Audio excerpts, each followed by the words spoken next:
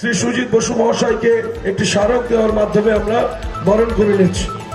আমরা একটুখানি বরণ করে নেবো আমাদের বাদুড়িয়া জননেতা লিটন দাকে। 1 মিনিটের জন্য আমি একটুখানি সময় চেয়ে নেবো। আমাদের পঞ্চায়েত সমিতির 3 জন মেম্বার এখানে রয়েছেন, সত্যজিৎ, আমাদের চন্দন মুখার্জি এবং মুস্তান্নেসা, এবং আমাদের আলী আকবর ভাই আছে, কিষাণ ক্ষেত্র পরিষদের সভাপতি, এবং আমাদের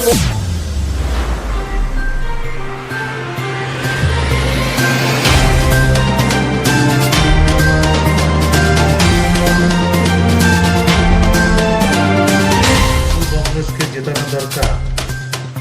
তার একটাই কারণ হচ্ছে দেশে যে সরকারটা চলছে, বিজেপির সরকার 10 বছর ধরে, যার প্রধানমন্ত্রী নরেন্দ্র মোদী।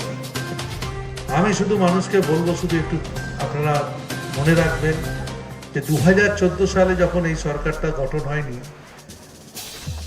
তার আগে তারা বলেছিল যদি তারা নির্বাচিত হয় তাহলে সবার আগে জিনিসপত্রের দাম তারা কমিয়ে দেবে। আমি আজকে বলি,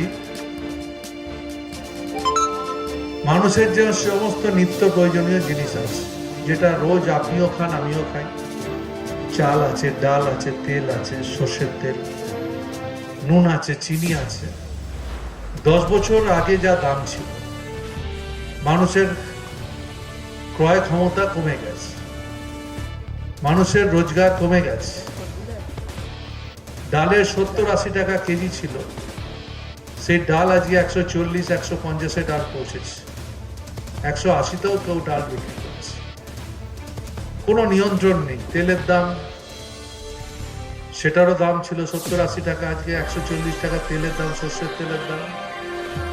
আজকে নুনের দাম, চিনির দাম, সবকিছু, আলুর দাম, সবজির দাম, সবকিছু বেড়েছে। শুধু তাই না, গ্যাসের দাম, যেটা গ্যাস আমাদের রান্নার গ্যাস, যেটা প্রতিদিন প্রতিনিয়ত আপনারও লাগে আমারও লাগে, 400 টাকা গ্যাস আজকে 1000-1200 টাকা হয়ে গেছে। মানুষ কোথায় যাবে?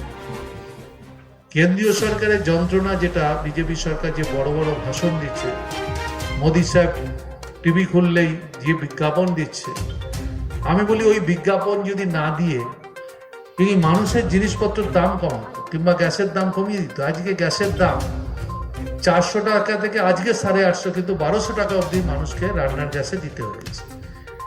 তাহলে এই সরকারটাকে কেন আমরা রাখবো?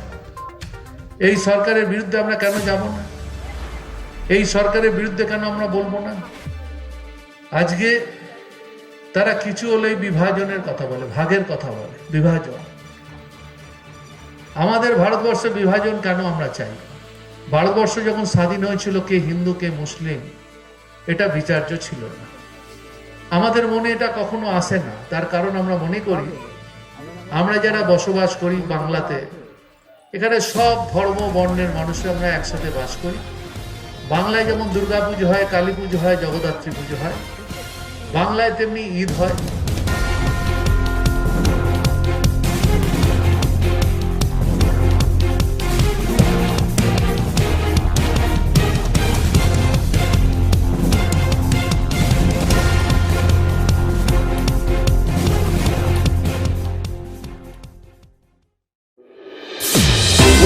একটাই পার্টি থাকবে, তার নাম বিজেপি, অন্য কোনো অপোজিশন থাকবে না। এটা মহা সাংঘাতিক ব্যাপার। আমি তাই আপনাদের বলি, একটু ভাবনা চিন্তা করবেন। তার কারণ আপনাদের মনে রাখবেন, মোদিজি যত প্রচার করে, যত বেশি বড় বড় লম্বা চওড়া কথা বলে, কাজে তিনি ততটা করে না। তার কারণ তিনি সব সময় দেখবেন ধর্ম নিয়ে রাজনীতি করেন। আমি বলি, দেখুন, ধর্ম আর রাজনীতি দুটো সম্পূর্ণ আলাদা ব্যাপার। প্রত্যেকটা মানুষের তার নিজস্ব ধর্ম পালন করবার অধিকার আছে। আমরা মনে করি কোন সময় এই নির্বাচনে আপনারা দলের প্রার্থী হাজিকে ভোট দিন, জয় করুন, তারপর আবার বিজয় উৎসবে আপনাদের সাথে দেখা হবে, কথা হবে। সবাই ভালো থাকুন। 1 তারিখে ভোট, সকাল সকাল ভোট দিন, জোড়া ফুলে ছাপ দিন, তৃণমূল কংগ্রেস প্রার্থী হাজি নুরুল ইসলামকে ভোট দিন।